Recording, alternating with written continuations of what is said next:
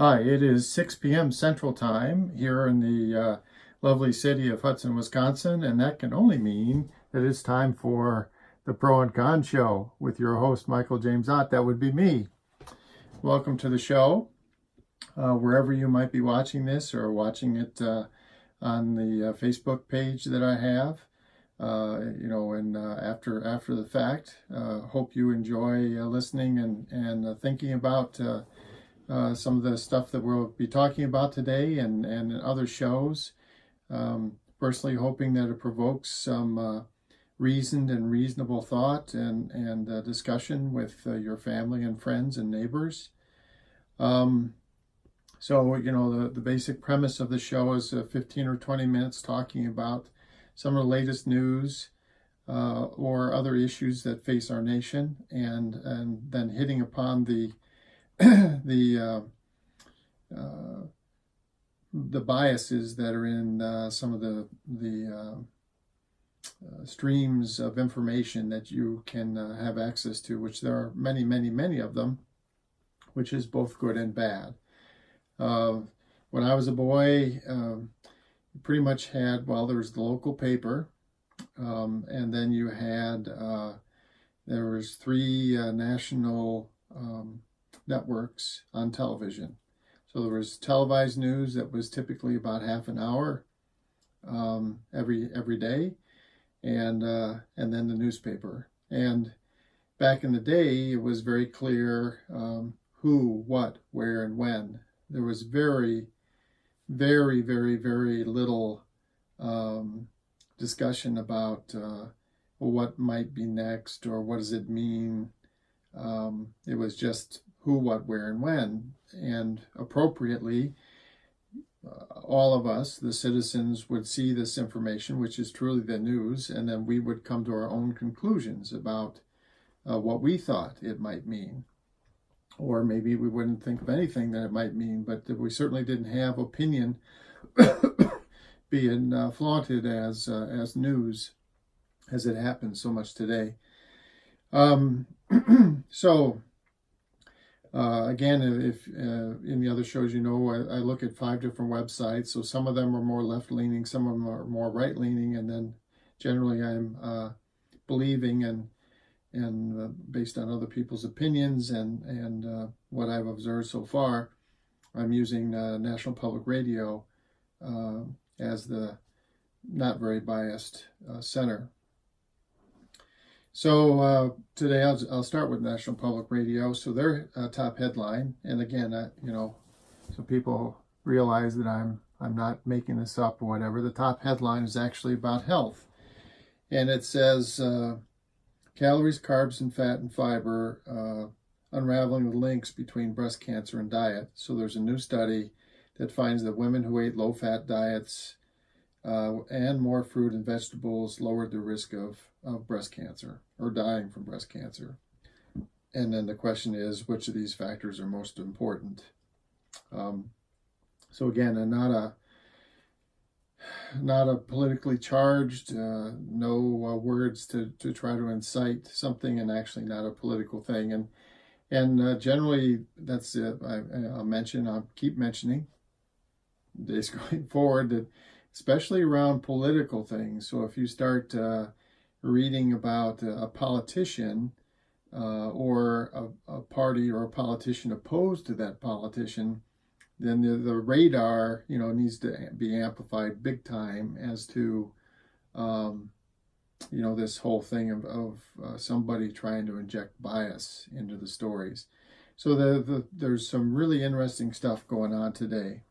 Okay, so again, it's Saturday, May 18th. So in the Huffington Post, which is the what I would say is the most left-leaning or most liberal of the 5 websites that I'm monitoring, the top story, and big picture and big headline and exclamation point. So this is one of the Republican representatives in the House is breaking ranks with the rest of his party and basically saying, I read the report. I read all 448 pages, whatever it is, and I had my staff read it, and we talked about it, and in the end, we came to the conclusion that Mr. Trump did attempt to obstruct justice, and normally, in my opinion, the high crimes and misdemeanors part of the Constitution that talks about grounds for impeachment, he believes that that would qualify. So he is basically saying that he believes that Congress should attempt to impeach the president. And one of the things that's really been, and I don't think I've talked about it too much, so let's talk about impeachment in this particular case. So there's a couple of different areas. So there are people who say, and I think there's a significant number of the Democrats in Congress and in the Senate that both say, well, he definitely has committed crimes that would appear to be impeachable offenses. This is the obstruction of justice things that are pretty clearly laid out in the Mueller report. Please read it. And okay, if you don't disagree, once you read the words there, great. But it seems to be pretty clear. Now the thing is, per the quote letter of the law, per the Constitution, Congress really should go forward with an impeachment process. But the leadership of the Democratic Party the Republican Party controls the Senate, and the Democratic Party controls the House of Representatives at this time by some significant margin. But they're saying, why do it? Because it's not going to go anywhere. He won't be convicted in the Senate. There's no way that 2/3 of the Senate is going to vote to convict him. So why go through the divisive part of it? So there's this political, the whole point of this discussion is there's this political aspect of it where people are trying to size up whether it makes sense politically. And then there's this other aspect of it, which is, more of just the technical detail. Did he actually commit crimes? And it would seem like that is fairly clear, especially those people that will read the Mueller report, and assuming that the background information from the Mueller report would ever be brought into play. And so it's again the politics, and so one of the things, and so I've talked about it periodically here. So it would seem like you and I and the rest of the citizens of this country are doing ourselves a huge disservice by allowing the political parties to run the country, basically, and we're allowing it to happen.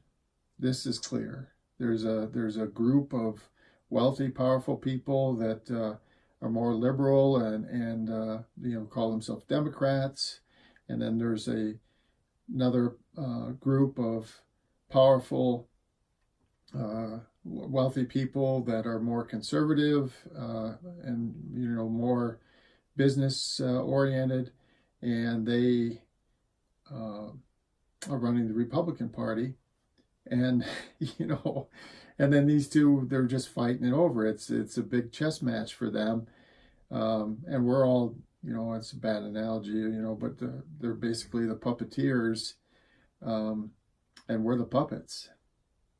And this thing about impeachment, or whether it should or should not be done, well, ideally, it would seem to me that this whole thing about whether you're a Republican or a Democrat should be left out of this. And in fact, our government servants should be servants first and foremost, And that's why I say, you know, the problem is that this is how they get into office. They have this organization that they must then protect because that's how they got into office.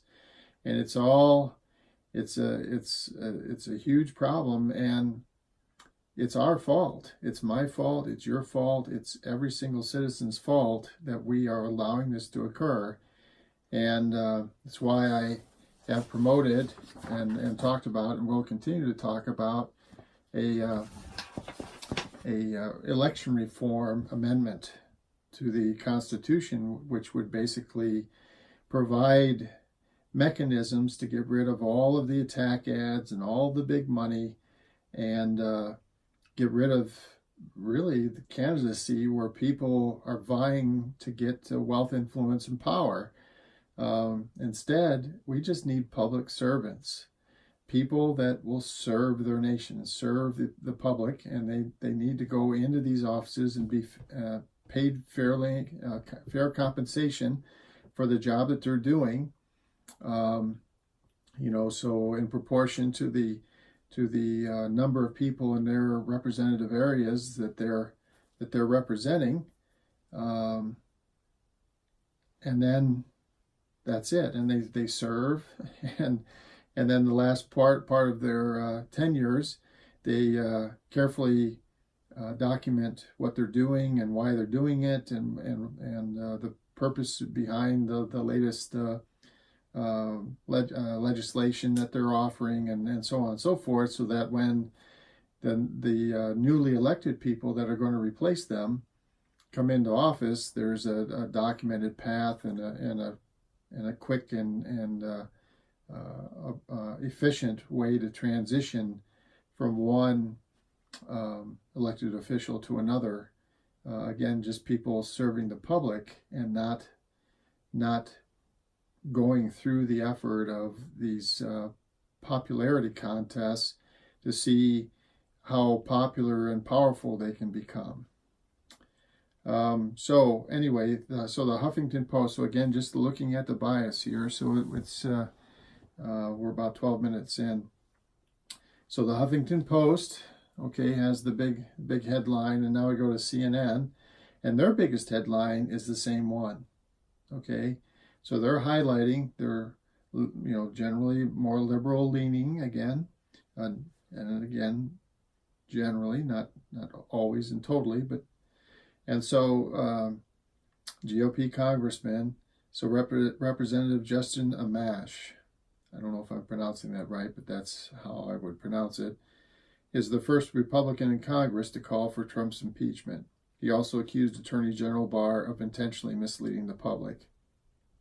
And that's, if you go into these articles, they directly quote him. He's tweeted. So this, you know, public methodology to directly send information out into the universe, the tweets, he's done it. And so you can see then they have, you know, taken the actual tweets and put them into this article so you can read them for yourself.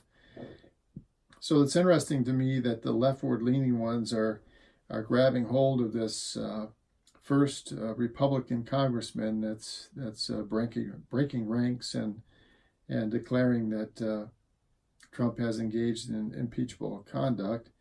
And then you have NPR, which is where we started. They don't mention it at all. And then we go into Fox News. And the top story in Fox News is the Preakness. So they're talking about sports and horse racing. And then just below that is a video where former governor of California and movie star Arnold Schwarzenegger got attacked in South Africa. This fellow came up and kicked him from behind, and apparently he was unhurt, or at least he doesn't seem to be hurt based on the video evidence. But anyways, that's the top stories here, and there's nothing that I can find on this story about this House of Representatives fellow who is now talking about Trump's actions being impeachable. So it's not covered at all, interestingly enough.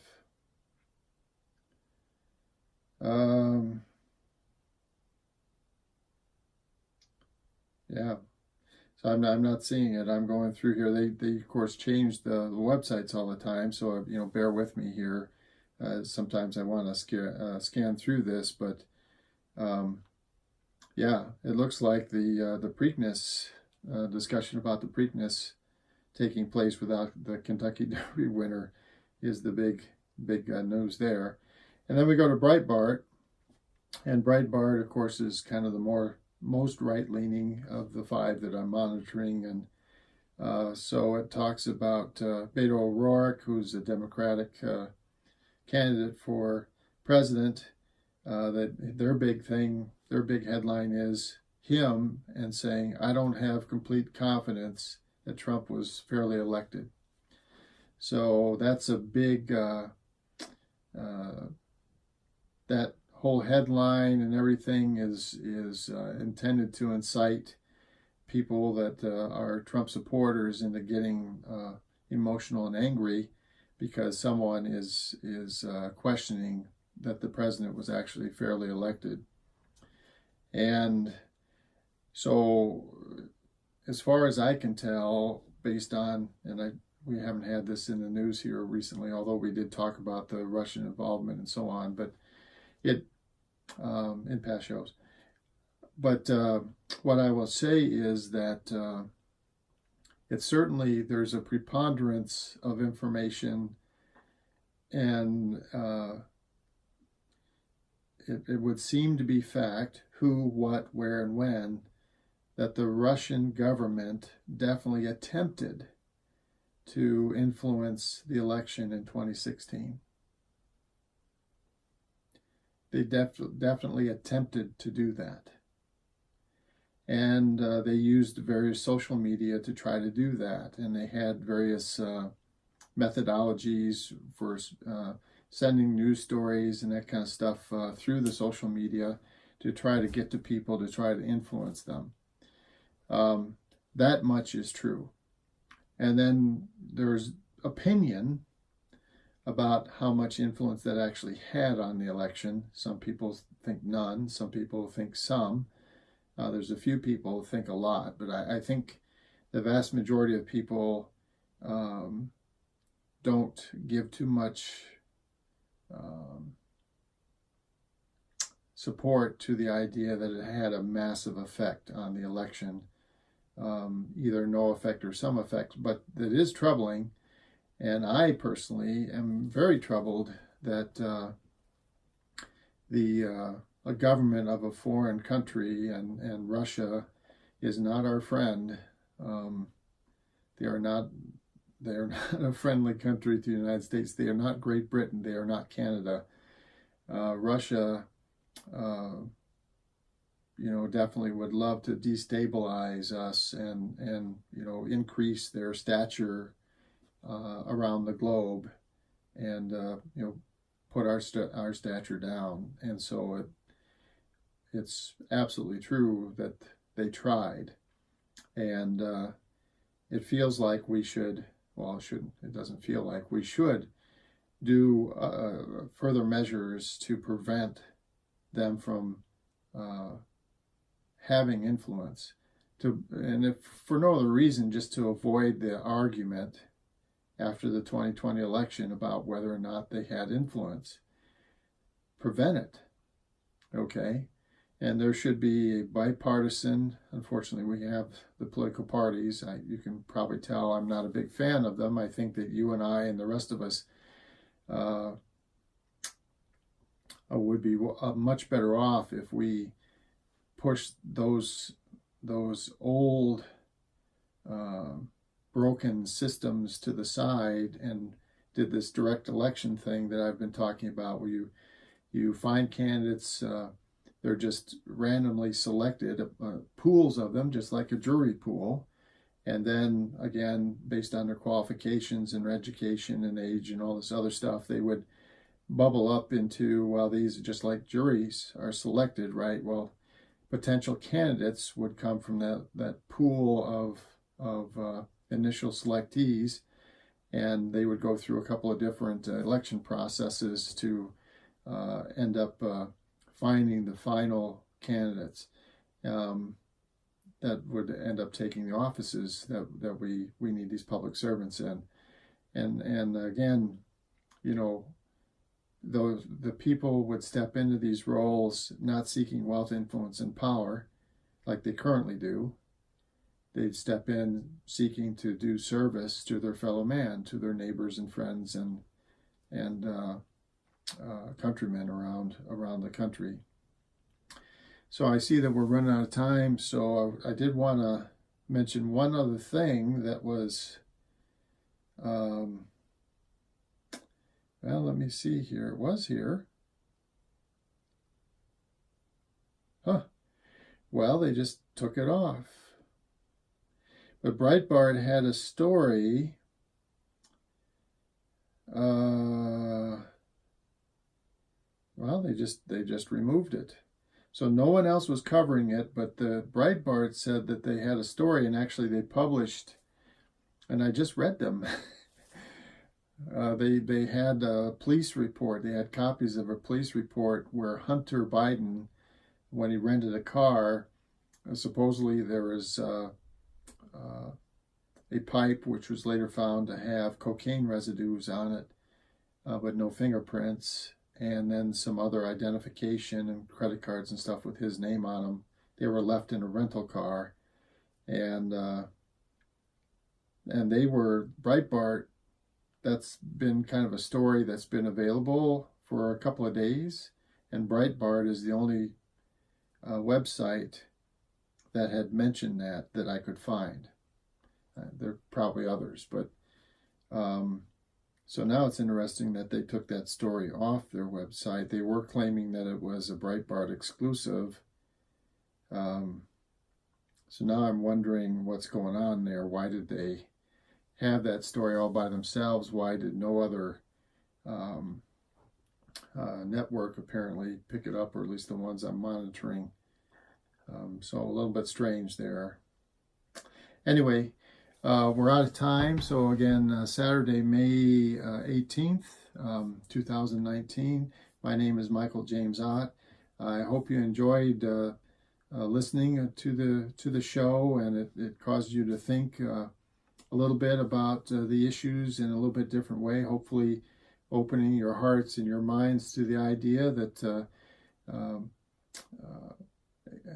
examining the truth, the pro and the con, the good and the bad, the for and against, is an appropriate thing to do, to take the extra time to do that, to understand the complexity of the information, and to reject a lot of the opinion that's out there, and just concentrate on the who, what, where, and when, and then form your own opinions based on the amalgam of the information that you have, and thereby make better decisions going forward.